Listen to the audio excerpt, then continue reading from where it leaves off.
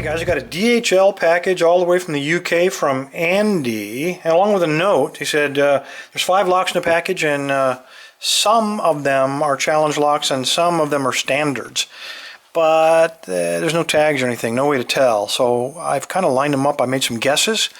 I'm going to guess that this is a standard lock. This is a CISA dimple lock. Come on, baby. Nice lock, good paracentric keyway. Good bitting, maybe some pins we got to pick there. Just a high quality lock, very heavy, got an anti-snap along the bottom. But because it's still intact, I doubt that this is a challenge lock. It'll be fun to pick though. We got a couple others here that they're very light construction, it's only 5 pins. This is named after, I got a couple rifles leaning in the corner over there. SKS, had no idea that the rifle maker also made locks. But anyway, there you go. And we also have what I believe is the British equivalent of the US quickset lock. Very cheap construction, 5 pins. I doubt it. I doubt that this would be a challenge lock. Especially when you take a look at the bitting, probably not a challenge lock. So we're left with 2. I have never seen or heard of this lock. This is a E squared, very heavy steel construction. Really neat looking, almost an EVA-like keyway there. Very neat looking. It is a 6-pinner, very high quality. You see we got some anti-drill things going on there. And a super looking key. Nice bitting, and we got some side pins that do not line up with each other. So I don't know if those are active, in other words we got to pick them, or if they're passive, just for key control. No way to tell. Very smooth, very precise lock. And then the last one, typically British. When I travel to the UK, this is the lock I see most often. It is a Yale. Very nice. Tail going to the left. Here in the States, the tail goes off to the right. Left side, right side, who knows. But we're going to get it open. What makes me almost doubly sure, this is a well-known lock in the UK, so I'm sure that Andy would know a lot about it. Really interesting looking bitting on this one. So I think this is probably... If there's only one challenge lock, it probably would be this one, followed by that one, and then maybe he wants those repinned. But we'll figure it out. But since we got a British package, British lock, let's gamble and try to get into that one. Alright. Get everything set up here. Alright, let's make sure the tailpiece doesn't get snagged in the vise. Everything works. I'm going to try top of the keyway. It's not going to go in there. Let me try the thin one. Man, I need something in between. This is floppy. Look at that core turning. Again, probably some security pins in there because these are really precise locks. So who knows? Who knows? All right, all the way to the rear. I'm going to use by the way, a 15 thousandths. We'll start out with this. Just gives me some extra room. Not a particularly paracentric keyway. Alright, very light tension. We're expecting some serrated. I'm on pin 3, it's binder. Got a click out of him. Let me get back under him. I don't think... Yeah, I think we got him. Got a click out of pin 1. No turn on the keyway yet. No fault set. No feedback.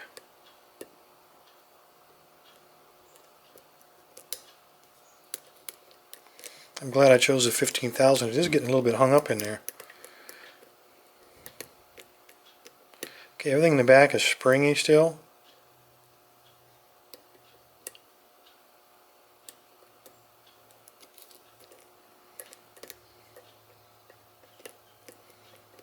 Still springy. Got to click on 5.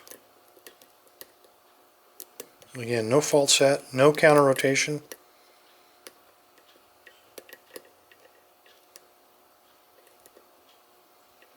Just kind of bouncing on the pin, looking for anything that's seized up, telling me he's waiting to be picked, but I got nothing. I'm going to tighten up on my tension. Maybe we can cause something to seize up.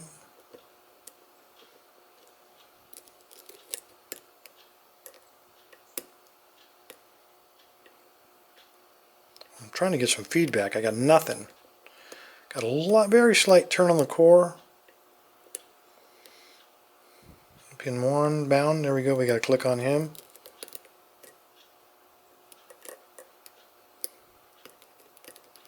Again, nothing in terms of would indicate security pins. Oops, that's not going to help. I've got it turned with my pick, but we might have lost a little something there. That's what happens when you use too light attention.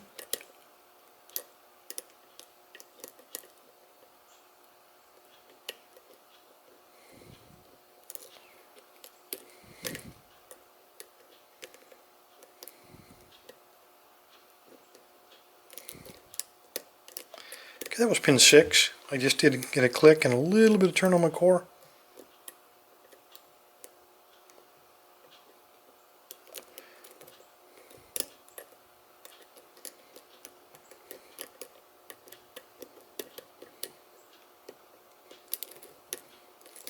Got another turn on the core.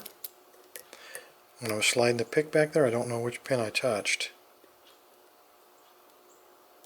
A little counter rotation on 5, and there we go. I don't think we might have a spool in there, but I think that's it, fellas. I think this lock is depending just on tight tolerances as a security measure. But let's find out. Let's see what we got in here. Oh, we need the key. Not too worried about that. Let's figure out how to get this thing off of here. How about brute force? My favorite technique. See if we can pry this thing off. Let's get a screwdriver.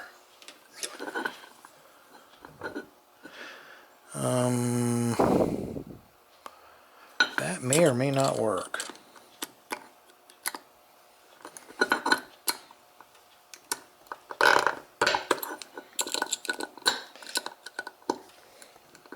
That probably really going to be brute force.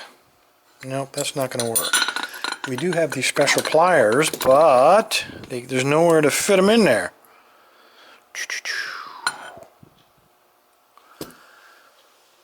Okay, where'd that screwdriver? I'm going to lock it back up so it doesn't slide and gouge a chunk out of my hand.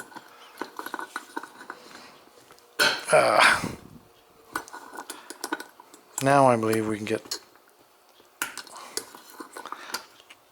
There we go. At least we know nobody's monkeyed with this too much. Okay, let's get that key. Get that stuff out of the way. Find the right follower. And it's not going to be that one. Yeah, it is. That is that one. We have a shim in here. Something's coming out here. No idea what that is. Yes, I do. I want to make sure that doesn't come out. Alright, we're probably going to have the pins fall down in that groove. We are going to need a shim to prevent that.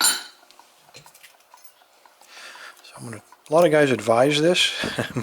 I'm going to try it. And I do not want to ruin this lock. Okay, all we're trying to do is bridge that gap that's in the back of this lock where the lock ring goes. If we don't do that, some pins will fall into it, and this may or may not work, but we're going to try it. Work like a champ. Alright, I'm glad I listened to you guys. Alright, there's that piece that slid out from the bottom. We won't be needing that. Let me pull the key out of here. And start dumping. Sorry about that. Battery had to be a lot of gunk in here. Of course, invalidates the entire pick. Chunks of black crusted stuff are falling out. Got this far, right? All right. And nothing. These are all standards. Let's get that shim out. And first one is a steel standard. We got a ASA spool.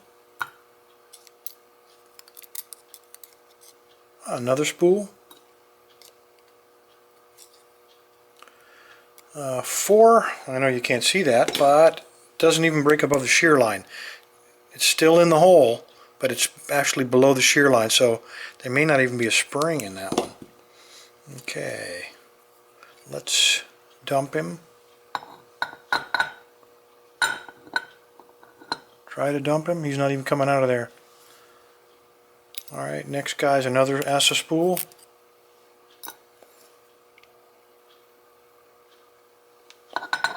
Again, with no...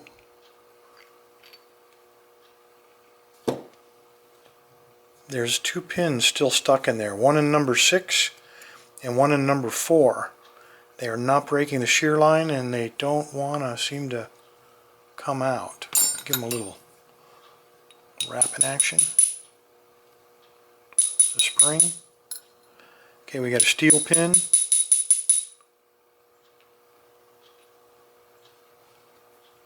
And I don't see the other one, guys. He's still in there. I have to get a bigger hammer. I am. Alright, never had to use this on camera. There he is. No, it's another spring.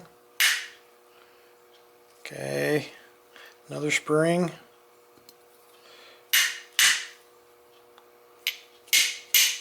And there's our last pin, a standard. He was jammed up in there. He probably didn't even enter into the picking formula. So I was probably just playing with the, well, I know I had springiness in there, so maybe I jammed him up in there and he just got stuck. Anyway, with all this crud, I don't find that unusual. So here's what we're looking at. We have, let me get that pick or something sharp here. On the bottom, all the key pins are standard, just like they are. This probably was a challenge lock. We had a steel first pin, which is usually standard. We had 3 of these ASA spools. We had another standard, and then in the last one, we had a steel, another steel pin, kind of unusual. So anyway, there you go, fellas. I have no doubt now this was a challenge lock, although I can't explain why the 2 pins were stuck, other than if you look at all this black stuff in here, maybe that had something to do with it. Anyway, sorry about the confusion. Stay safe, stay legal, gentlemen, and Andrew, appreciate it.